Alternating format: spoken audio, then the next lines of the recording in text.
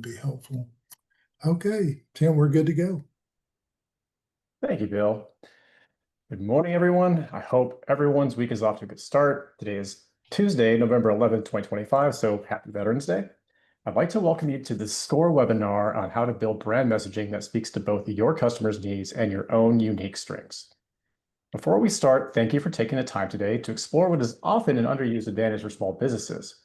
Today's session is designed to help you not only articulate what's special about your business and why customers should care, but also apply your messaging consistently across digital and real-world channels throughout the sales funnel. For the next hour, a little bit less than an hour, we'll be moving fast across the fundamentals of messaging using a few frameworks to build your own messaging and brand story, closing with best practices for validating and applying your messaging to your marketing efforts. We'll have Q&A at the end, but you can feel free to contact me if we run out of time today. These slides will be mailed registrants, as Bill said, after today's session. Before we begin, a quick word of introduction. I'm Tim Runestad, and I'm a former newspaper editor for my hometown Austin American-Statesman, who has run messaging and marketing campaigns for global tech companies, small to mid-sized businesses, and a variety of nonprofits. I have a degree in English and an MBA, and I love helping organizations figure out what they want to say about themselves. Being an editor is all about being able to step back and evaluate what's being presented in order to heighten its impact. So today's session is distilled from my work and best practices in messaging and verbal branding over the past couple of decades. With that said, let's dive in. If I may be purple for a moment, we live in an ocean of digital noise. Every day, each of us is bombarded relentlessly with news, notifications, and nuisances. It is a truism of today's attention economy that if time is money, and we spend our time paying attention, then attention equals potential revenue. Standing out from a sea of sameness and converting attention to action, revenue, and results is the task of messaging. Messaging is the primary tool for seizing the attention of the individuals you want to buy from you. As such, brand messaging has three objectives: gaining attention, establishing trust, and compelling action. Ideally, a brand message is the plain-spoken yet aspirational truth of your value, told succinctly and authentically with the intent of reaching your buyers and users where they are and taking them to where they want to be. A company without a clear message is a company operating at a clear disadvantage in all three objectives. After all, marketing is not a competition between products. It's a competition between perceptions, which are shaped primarily through messaging. And let's be clear, messaging is hard. It's tough to sift through all there is to say about your business to customers, let alone say it simply, memorably, and consistently. That's what today's session is about. It's a methodical approach to building messaging that creates a focused value proposition and sets the stage for storytelling. When I say messaging, I mean the underlying narrative about how you help your customers reach whatever outcomes they're pursuing, even the ones they might not be aware of yet. Messaging is the infrastructure of storytelling, and good stories are the lifeblood of good marketing. The success of your stories, and ultimately your brand, depends on how compelling and credible your potential customers find your message. To be effective, your messaging has to answer three questions. Does the customer have the kind of need or problem you can address? Are you the right kind of vendor for them? And can you be trusted to meet their needs? What is messaging not? It's not about you, or your product, or your service, or your solution, as interesting as you might find them. Successful messaging is predicated on a deep understanding of what your customers are feeling and thinking, and a keen anticipation of what they're looking for. Their every interaction with your messaging should lead to further engagement with your business. To create a successful message, you must first understand your customers' needs and wants, both tangible and intangible, practical and irrational, objective and subjective, and speak to their heart, mind, and wallet. So let's unpack all this. Your brand is a promise to your customers and the market. As such, your brand messaging should be centered on a core narrative about what your customers and power users value about your product or service, how you're positioned against your competitors, and how you're different from them and other potential solutions to your customers' needs. Once established, your core narrative serves to ground the stories you want to tell about how you deliver value to satisfied customers. All these elements make up your brand identity, the shorthand by which your company is known. So in this graphic from inside out, your customers and users determine your product market fit. Whatever attributes an offering has, if customers don't value it, there's no fit. That includes not only functional fit, but emotional fit as well. the needs and wants your offering fulfills. Positioning and differentiation contextualize your offering, framing it against the broader market and highlighting its most salient features and distinctive value. The core message sums up who your customers are, what they want, and how your offering meets their needs. Storytelling extends and expands on the core message, bringing it to life by creating emotional connection, in part through your brand voice. And brand identity is a mental shorthand for your business, encapsulating the experience and results of working with you. Brand identity comprises your brand voice and visual identity. Visual identity is deserving of its own dedicated session outside of today's scope, which focuses primarily on verbal branding. Images are a direct route to the heart and mind, unlike words, which must be processed but can provide much deeper detail. Once you're clear on each of these points, you're well on your way to inspiring confidence in future customers and rewarding the trust of your current customers. But first, you have to understand who you're trying to reach and what they need to hear.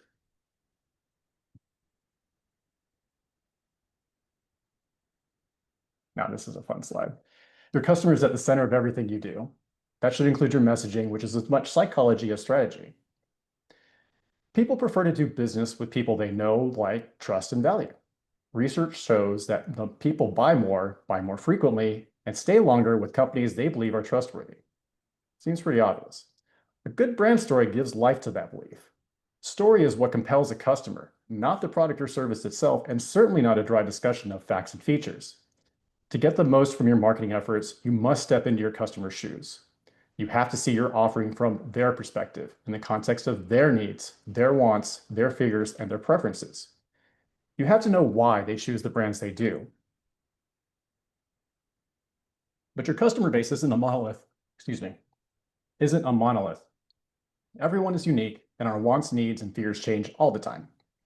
You can, however, identify the emotional drivers and goals that typify your customers. People won't care about your messaging unless you give them a reason that resonates with them. Be real with them about their pains and desires so you can connect them with your offering's most relevant qualities. However, understanding the problems you're trying to solve is the easy part. Genuine empathy is more challenging. Which of these deeper desires and fears are you really addressing for your customers? To keep track of your customers' emotional drivers, try defining a handful of commonalities in an ideal customer profile or ICP. Ask questions like, who are your happiest customers? Who gets the most value from your offering? Who are your super users? Think also about what your customers may be feeling and looking for at each step of the buyer's journey. The better you know what they're going through, the more authentic you can be with them. Along with the deep understanding of your customers and users, effective messaging requires you to know your market and what distinguishes you from your competitors. Positioning and differentiation are building blocks for articulating a message that's consistent with the stories you want to tell. They're how you identify where you stand among your competitors and how you stand out. Positioning is what you do, e.g., what defined market niche you play in and what customer needs you serve. Positioning is about what you do, who it's for, and what you do best. Differentiation, as the name suggests, is how you're different or noteworthy, whether that's through better features or service, greater customer satisfaction, pricing, or plain old brand cachet. There's many different ways to be a leader in your market. Your offering can be good, fast, and/or cheap. 2 out of 3 is standard. If you can deliver all 3, you've got yourself a pretty powerful value proposition even without a powerful brand. Style is a wild card. It's intangible but creates real brand value when it's done well. Every company has some style, even if that style is an absence of style. If cachet is what you're selling, then your brand identity becomes even more important.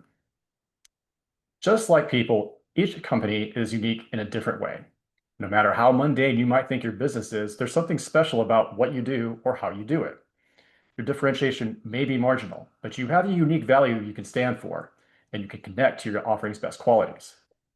In a few slides, we'll return to the idea of what makes your business different, so be thinking about what stories you can tell about yours.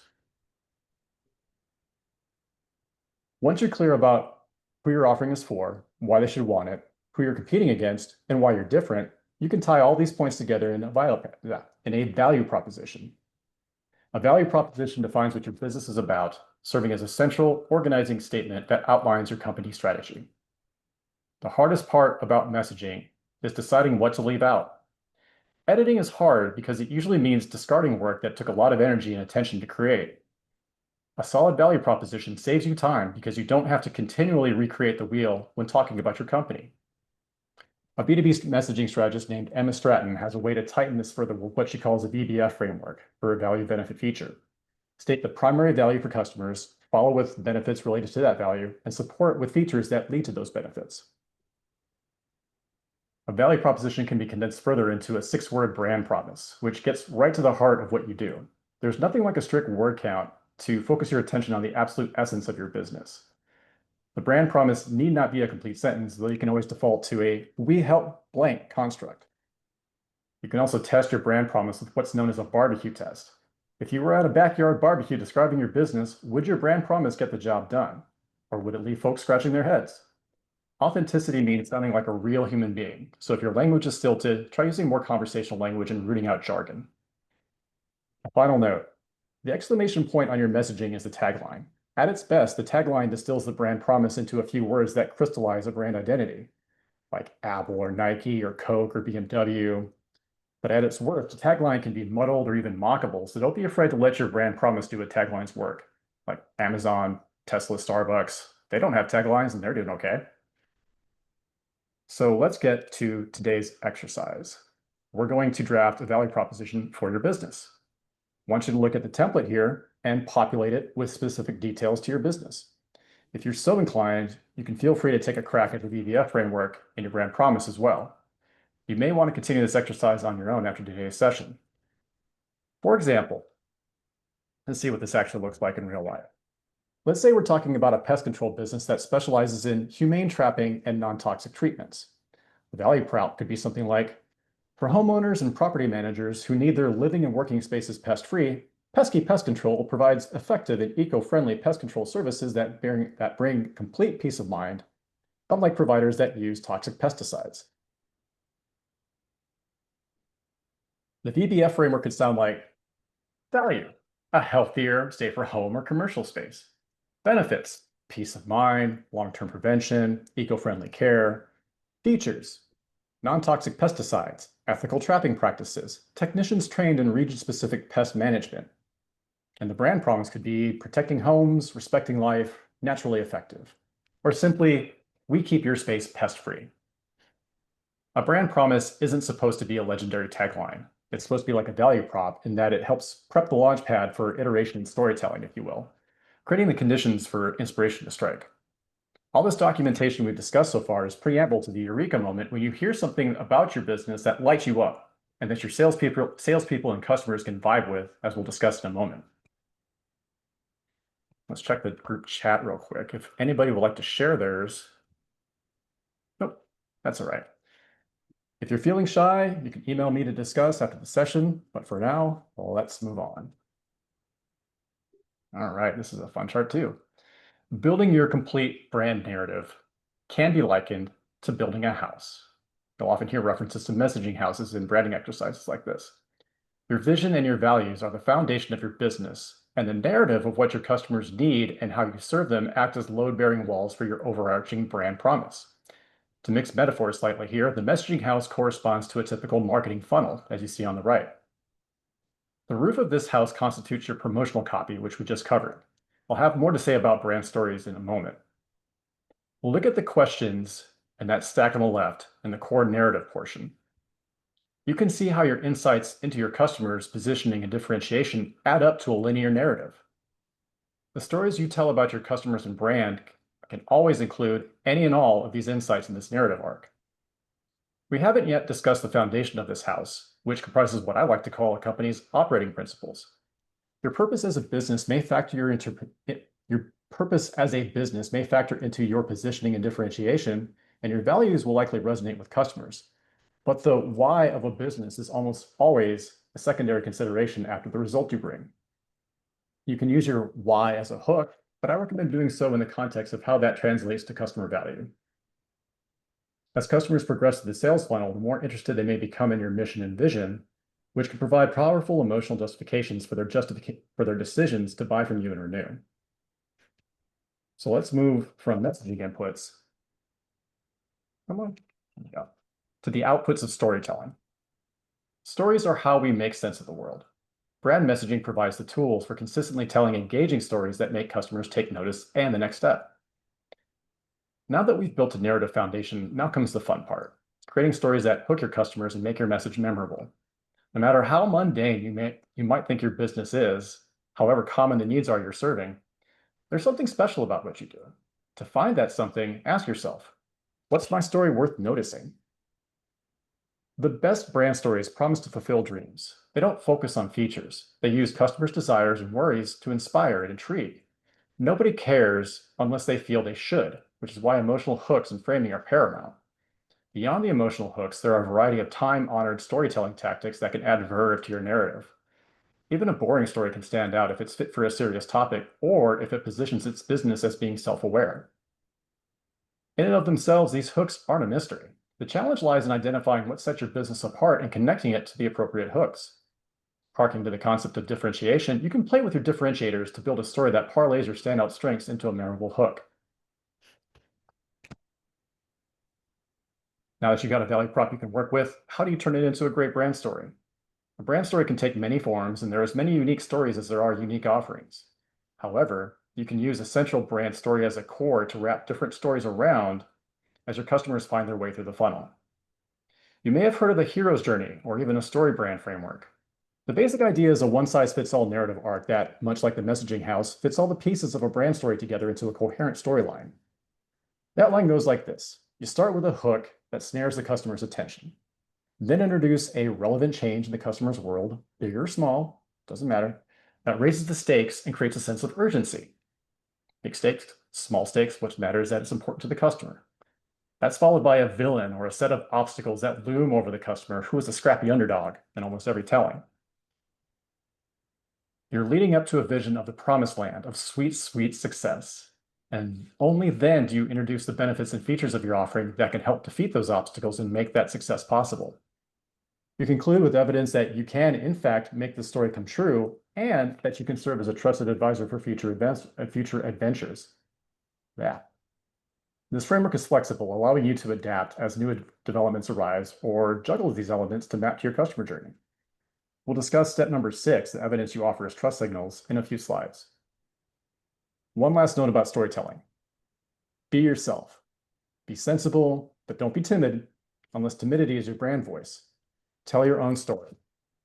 Don't try to tell the same story your competitors are selling.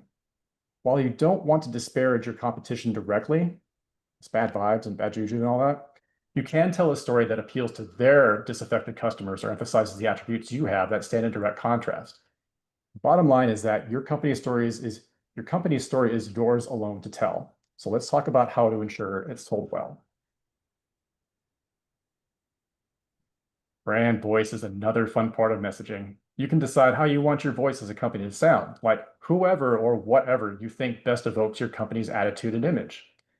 Your answer depends on how you want people to feel when they encounter your brand, what emotions your brand identity evokes. What do you want people to feel in the first moments after they encounter your brand? The easiest way to get a feel for your brand voice is to play the association game. If your company were a person or a thing, who or what would it be? If it were a food, would it be spicy, sweet, savory, meaty, meatless? If it were a color, would it be a warm tone, cool tone? Would it be stark or vivid? Would it be monochrome or multicolored? What about a car? Would you be an F-150, a Tesla, a Volvo, a Corvette, something else, or a celebrity? I'll let you all fill in the blanks there. To take a different angle, think about where your brand falls in the spectrum between playful and serious, between approachable and authoritative. Every company wants to be helpful in its own way, so what's your brand's way? Are you casual and engaging, warm and empathetic, tough and practical, or cool and calculating? How you define yourself is up to you. Whatever you land on, your brand's voice should match not only your brand identity, but also the phase of the buyer's journey where your customers are. That's a matter of brand tone or the emotional tenor with which you're delivering your brand message. Brand voice is more akin to your company's overall personality. Your brand tone should map roughly to your sales funnel as well to your messaging house. I like to think of brand tone of voice hierarchy as an iceberg, where above the waterline you have the promotional brand voice, which is helpful for gaining attention, driving awareness with concise statements and hooks. Below the waterline, you have the informational layer, or the informational voice rather, which nurtures consideration, removing friction and objections through education. And then lastly, you have the foundational voice, which catalyzes decisioning, which helps earn trust for the long haul through things like detailing your mission and your values. We'll explore what this means in the context of content types in a moment, but let's talk about copywriting first. Beyond striking the right tone for the audience and purpose, a handful of principles to keep in mind include: number one, cut the fluff, get to the point, avoid hyperbole, jargon, and a passive voice, and keep adjectives and adverbs to a minimum. Don't let your personality impede clarity. Number two, as I've mentioned, be yourself. Talk like a human who loves what they do. You want to stay away from buzzy boilerplate words like unlock and unleash and enhance and accelerate and empower and leverage. Who talks like that in real life? I mean, I do, but that's part of my job, so let's leave that aside.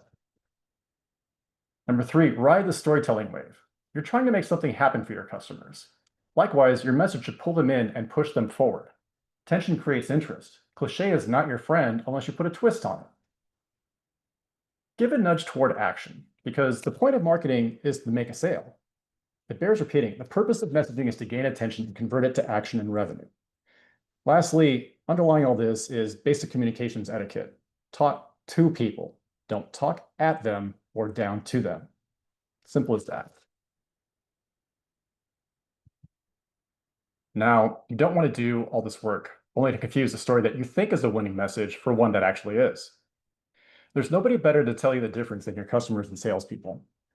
A sales message works best when told consistently by everyone, so getting your sales teams invested in your message pays dividends in amplification and brand equity. Achieving alignment on messaging is, I know from experience, devilishly difficult. I've seen workshops and discussions devolve into open-ended debates about which words go with which feelings. That said, be sure to include your sales and marketing leaders in a small working group with clear guidelines on feedback in the early stages. Reasonable people can disagree on messaging and still commit to a shared direction. To refine your messaging, start with your sales team so they can first vet your messaging and then test with customers. Then iterate further based on direct customer feedback. Your sales ops team can use your CRM and your call transcripts to analyze customer responses and your sales reps' thoughts on effectiveness. Similarly, you can collect signals directly from customers via marketing tools like A/B testing and mini surveys. Once your messaging has been vetted by your customers and sales teams, release it into the market and let it ride for a while. Resist the urge to tinker with it for at least a couple of quarters, because even vetted messaging takes time to stick, and constant tweaks will just muddle your message and make traction even more difficult to measure and attain. Not to mention the menu costs of updating your messaging across all your content and channels. However, you should set expectations with your sales and marketing leaders for regular reviews to ensure your messaging is still delivering and not getting stale. I said earlier that one of the purposes of the messaging is to establish trust, but saying trust us isn't enough. With trust, like storytelling, it's better to show than tell. The motive that establishes the greatest trust is evidently genuine caring. That's part of why authenticity is so important, along with demonstrated value. Trust is based on your credibility, which in turn is based on your character and competence, as well as the affinity the audience has for other people who have bought from you. Social proof is how we back up our words, how we make the promise of our brand messaging real. But not all social proof is created equal. Social proof can be authoritative, like 9 out of 10 dentists agree, or relatable, as in someone like you buys this product, someone you like buys this product, or even picky or tricky customers buy this product. This table shows a range of trust signals from less to more credible. As you can see, the endorsement of previous customers and outside experts provide the most authority to support your claims. So we've covered a lot of ground about what all goes into distinctive brand messaging. Getting messaging right can be a heavy cognitive lift. What about using AI to help lighten that lift? In my experience, AI is super helpful for sifting through all the inputs for messaging and identifying strong themes to highlight. This includes research like market segmentation and defining your ideal customer profiles, your ICPs, as well as sifting through call transcripts to analyze how customers are feeling about your messaging. AI is also a useful editor. It can help tighten your messages and match your brand voice to each stage of the buyer's journey, as well as suggesting hooks. The tools on this page, I use Google's Notebook LM as a central hub for compiling support documents and ideating off them. I also use Claude for editing and a few ChatGPT-based tools, such as their prompt library, as well as SmarterX.ai's co-CEO and Problem GPT tools to think through business questions. However, a few notes of caution. AI should be an assistant.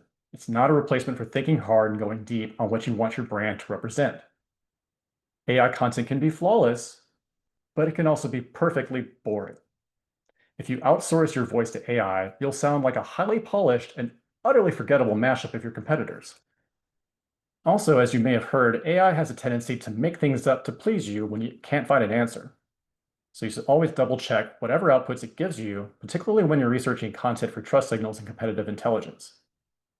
Lastly, and perhaps most importantly, don't defer to AI in matters of your own taste.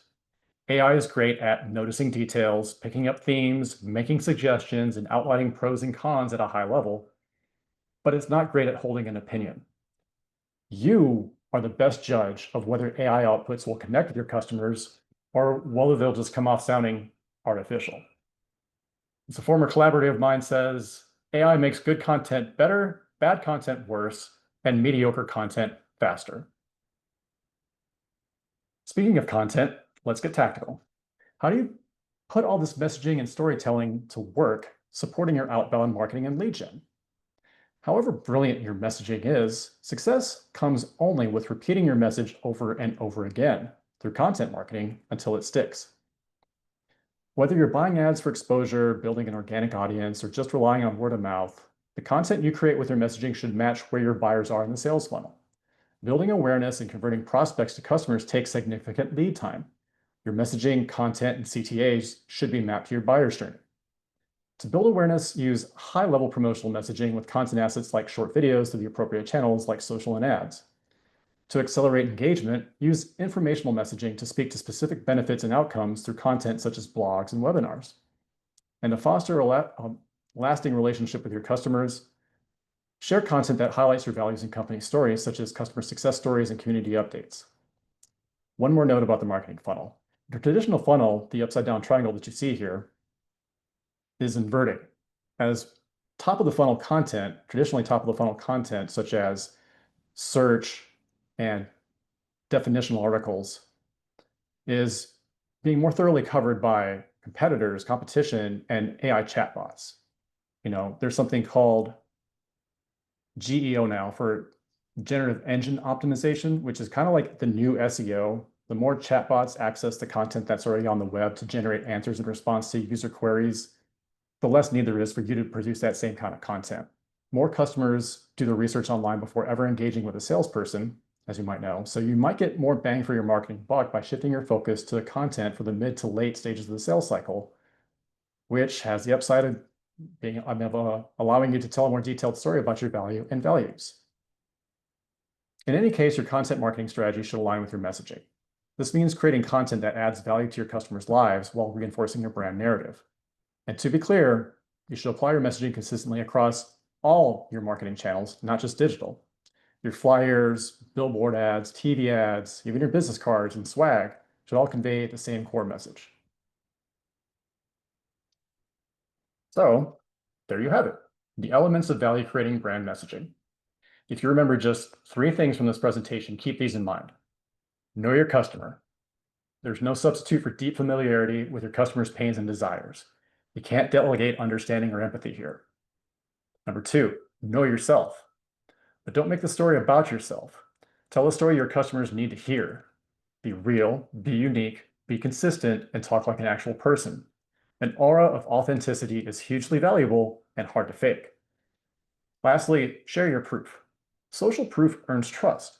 Enlist others to speak on your behalf. This includes your sales teams. Getting their buy-in while you're creating your message means you'll have active advocates inside your company and out. Perhaps the most important takeaway, though, is one we haven't really talked about. It's a matter of attitude, not tactics.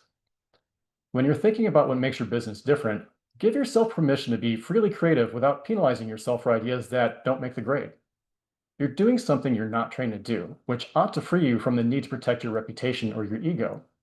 You'll find the originality and authenticity you seek within yourself and your team.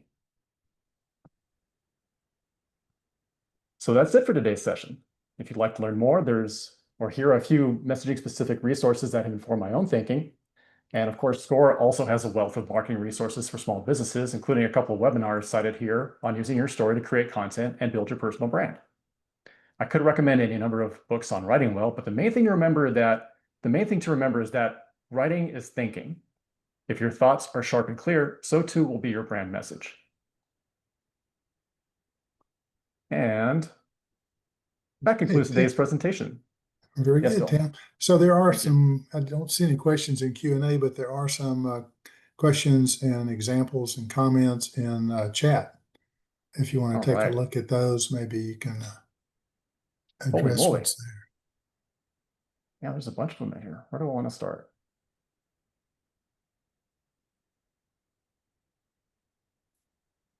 Oh, let's start with Lisa O's question about we have at least 5 targets in the company I work at across government, businesses, and individuals.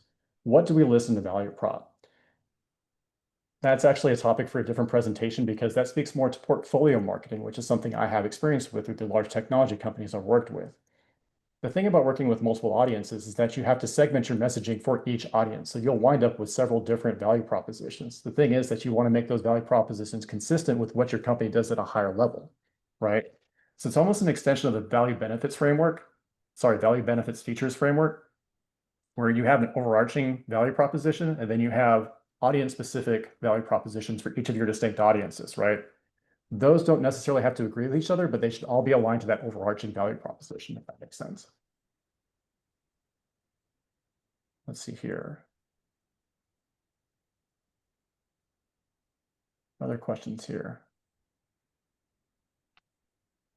I'm seeing comments. I'm not seeing a lot of questions. Let me see here. There is a question in Q&A that just popped up from Lydia.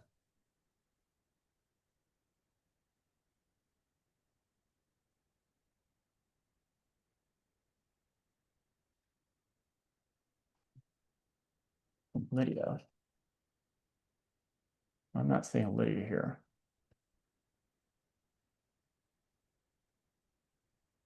Oh, it's in Q&A and not in chat. Well, that would explain why I can't find it then. Oh, okay. Okay, she says, I have a hand-painted statement earring Oh, I company. see it. You see that one? Yep. Okay. Probably easier for And you to read it than me. yeah, I have a hand-painted statement earring company, Le Chic Miami. I'm having a hard time coming up with a brand story tagline that includes our buyer. We have a strong following, and the biggest thing our customers say is that they always receive compliments when they wear our earrings.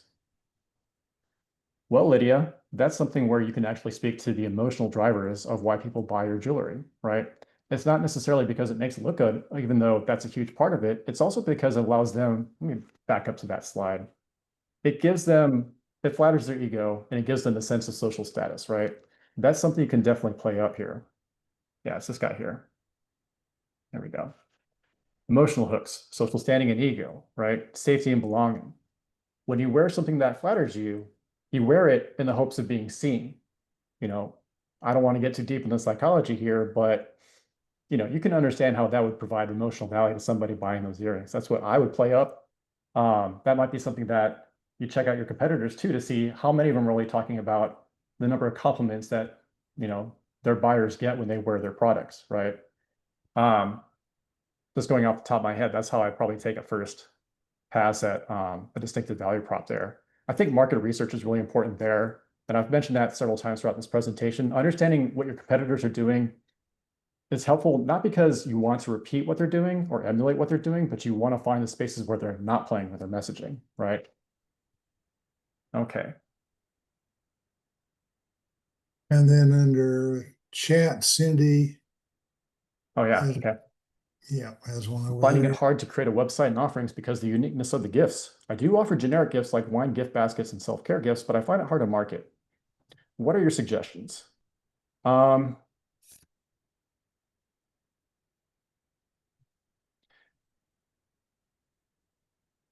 there are a couple of different ideas that spring to mind here. It sounds like the uniqueness of the gifts is less of a challenge than marketing generic gifts, which is kind of what this deck is about for small businesses. Because I've worked with pest control companies, I've worked with mortgage brokers, things like that, where there's not a lot of competitive differentiation in the market.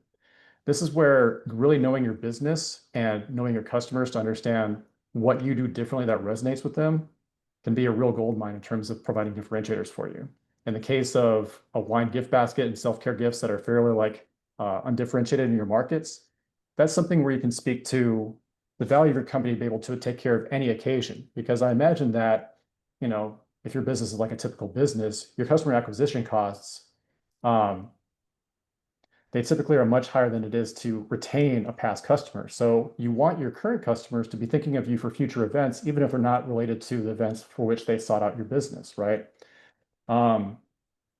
If you present yourself as like a one-stop shop for gift baskets and other similar event type gifts, that might be a differentiator that, is probably pretty common in your market, but it gives you a base to build on, because then you can start pivoting to like, not only do you take care of any gift or event needs that you might have, but we also offer these events for special occasions or for special needs related to, I'm not sure how unique your offerings might be, but you can play those up. All right. And there's another one in Q&A from Amy. Oh, this is a fun question. All right.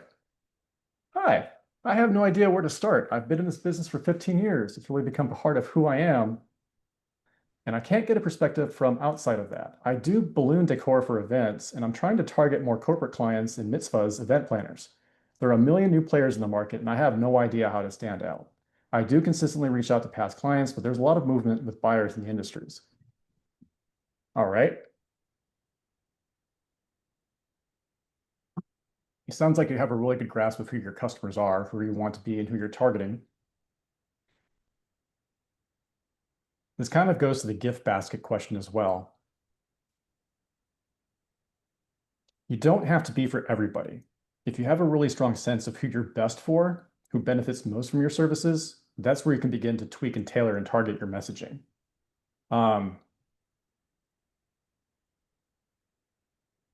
Yeah, I kind of wish I were a genie in this respect and be able to say like, oh, I have a really good idea of what you're trying to accomplish in this particular market niche. But something like the balloon decor business, like I must confess, I don't have a lot of experience with that, apart from being a recipient of balloons at like birthday parties and things like that.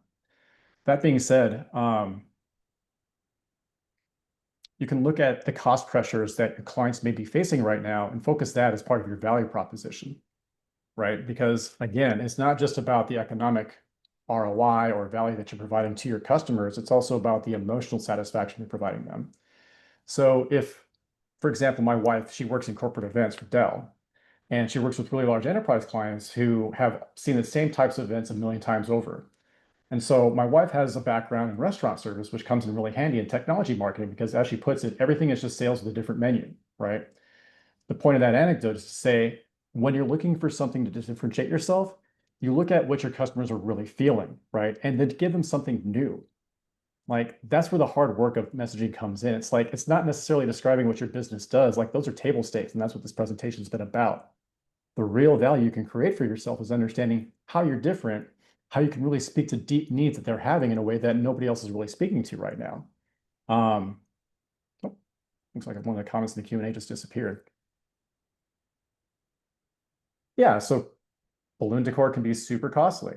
That might be something where you can say, this isn't going to be wasted dollars for you. You're going to be achieving not just the results you seek in terms of throwing a satisfactory event, but throwing an event that people will talk about and will burnish your brand reputation. As part of what my wife does for Dell, because she works with the enterprise client segment, those are huge clients who work with a ton of different technology vendors, spending tens to hundreds of millions of dollars a year on technology. At the same time, and this is something I probably should have spoken to a little bit more, as content becomes more AI powered, as we come to see more of the sameness across different market niches in terms of the messages that are being put out there, two things are going to differentiate you: authenticity and face-to-face relationships. That's one area where the balloon decor space might be beneficial for you because you can say like, you can speak to those emotional satisfaction drivers that I mentioned earlier, as far as how people feel like leading your events, like how memorable they were, how they burnished your company's brand reputation, and so on. All right, let's go on to Lydia's question here. How do you mention the need to be seen and noticed without alienating people who are shy or maybe don't know what they want to stand out? Like I said, like it's not necessarily a boring story. You can tell a low profile story. A value proposition can certainly center on the fact that you just get things done, right? No fuss, no muss, no bother, because you don't have to be all things to all people. If there's a buying segment that resonates with that idea of having a no frills, no fuss provider, kind of like pest control. And Bill, you would know ABC commercial pest control here in Texas, like ABC, like they're among the first in the phone book back when that was a thing, but they're really predicated on like no frills, no headache service. That's kind of what you want to see in a commodity provider like pest control. So it depends on the nature of the business. Like if you're in a business where brand cachet is important, that might not be a messaging option for you. But at the same time, like you're doing something that's more of a commodity, like say car washes. Everybody needs their car wash. Like, yeah, you can put some brand cachet behind that. You might have like a 50s style car wash chain, like I've seen in parts of Austin, or you can just have a plain old bare bones do-it-yourself car wash. Like either way, it's up to you. Okay, this is for the statement earrings. Okay, so if you're selling statement earrings and you don't really want to have a high brand profile, that's kind of a sticky wicket because jewelry itself, like functional jewelry almost seems to be a contradiction in terms to some extent. So if you want a low profile for your brand in the jewelry space, I'm not saying that you have to be like wacky waving inflatable two man or anything about it. Um, but you may really want to focus on what your buyers are looking, what that type of buyer would be looking for. If you have, say, a guy who's looking to buy earrings for his wife as a gift, do you want to focus on the quality and the distinctiveness of the designs as opposed to like having some sort of like showy ad campaign around that? I don't know. That's a really tricky one that I think I would need some more time to think about. Let's see what other questions we have. Yeah, it looks like Windsor has one about the tagline. Okay. It's in chat for the service of Yeah. brokering private loans for real estate investors should focus on the emotional hook of something. What? That would be, oh, I actually don't have it on here. Oh, yeah, I do. Safety and belonging. Safety doesn't just mean social safety or emotional safety. It can mean free of downside risk, right?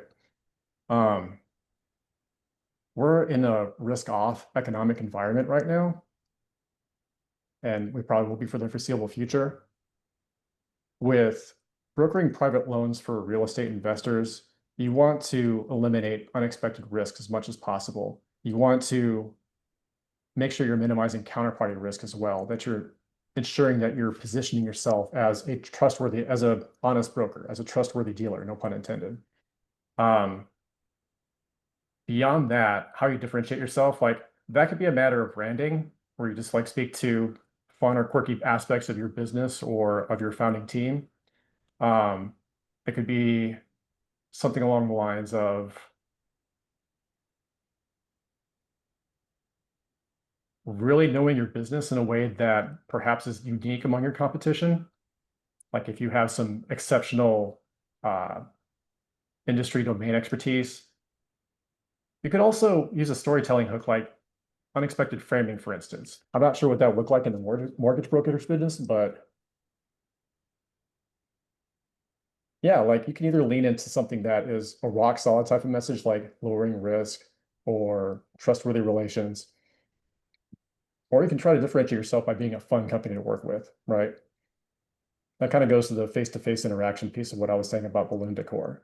Um, if you provide a super seamless, friction-free customer experience, that's something you can lean into. The point is that you would want to identify like your distinct value drivers, your differentiators where you're providing above baseline value compared to your competitors, right? Among the dimensions that I've got listed out in this deck. Like those are the areas that you want to focus on. Like none of that has to be out of step with the rest of your brand. It's just a strength that you want to lean into. And that's really the whole point of messaging. It's like tell a consistent story and make sure that you're highlighting your strengths as much as you can and leaning into them so you can stand out from the rest of the pack in those regards.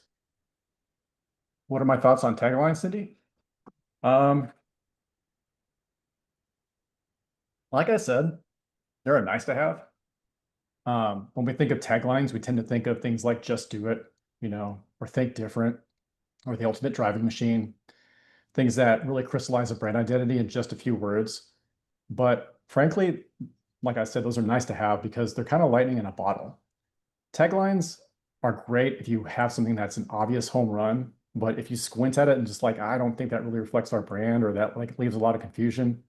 This goes to one of the questions that I often get asked, which is, how do you know whether your messaging is working?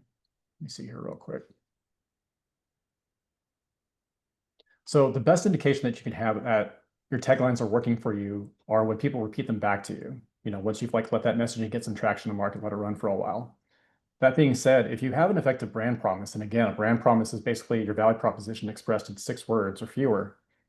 A brand promise can do a tagline's work just as well in most cases. Taglines are only really effective if you're really looking, like I said, if you have something that is just super dynamic, or something that sounds utterly unlike anything else in your competitive set, right? Anything else that your competitors are doing.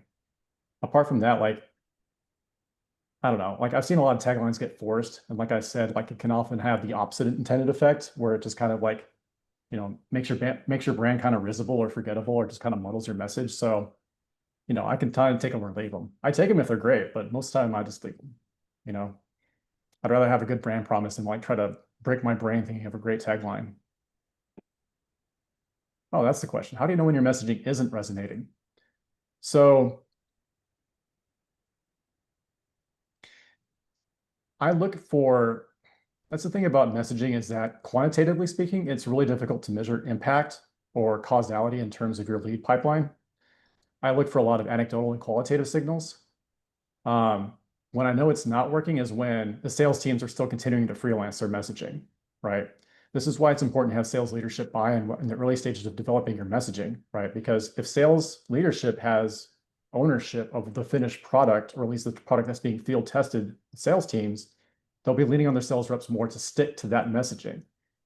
On the other hand, yeah, that's a good idea, Michelle. On the other hand, if sales leadership is bought into it, or isn't bought into it rather, and your sales teams are just like, well, that sounds great, but it's not really connected to the reality that we see it with customers on the ground. That's something we need to go back to the drawing board, make sure that is consistent with not only the experience that your customers are expecting, but with what your salespeople are experiencing as well. Your salespeople are essentially your canaries in the coal mine there. And I see this a lot with technology companies because technology companies love to talk about how their solution is different. And they often love to use language like leverage and synergy and whatnot. At the same time, like that's not the reality that their sales reps are seeing when they talk to prospects, whether they're functional prospects like system admins or people who are in marketing, or even executives who are in charge of the budgets. The message that you're putting out there needs to match the needs of your audience. It needs to match, like I said, it needs to not only meet your audience where they are, but where you want them to be, where you want to take them, where they want to go. So messaging works best when people repeat it back to you in their own language. If your teams aren't doing that, I got to say, I'm in Texas here, and back in the 60s, one of the best known examples of messaging was when President Kennedy asked a janitor at NASA, like, what do you do here? And the janitor said, I'm helping send a man to the moon. That's an example of messaging that's diffused in a whole organization, right? If you don't have to see that same level of synchronicity across your organization, but your salespeople should be on board with your messaging, whether it's like because of executive diktat through your sales leadership or just because they honestly buy into it. As long as they're repeating it back to you, that's when you know it's working. If they're not, might want to double check on that. What's up, Bill? I do not see any more questions at this point. So quite a few compliments. So appreciate it. Yay. Thank you. And I Yeah, think thanks for the taking the time. No, I appreciate that. slides are great and it was concise. So that's all good. Again, everyone who registered for the workshop will receive a link to the recording as well as to Tim's slides. So thank you all for being here. And Tim, thank you. Yeah, one last thing, Bill. Let me go ahead and just leave this. Oh, no. You're seeing my desktop all of a sudden. Let me drop this back let me just go ahead and drop this into the chat real quick. Because I always ask what my email is. It's timrunnestad@gmail.com. You can find me on LinkedIn. You can also find me at timrunnestad.com. You can see some examples of my past work. But yeah, like if you have questions about your messaging, I'd love to chat with you in more detail. This is the sort of thing I love doing just on a kind of ad hoc basis. So yeah, if you've got questions, feel free to hit me up. Bill, thanks to you and SCORE for making the time for this. I really appreciate it. You bet. Thank you. And we'll see you next time. All right. Take care, y'all. Bye. Bye-bye.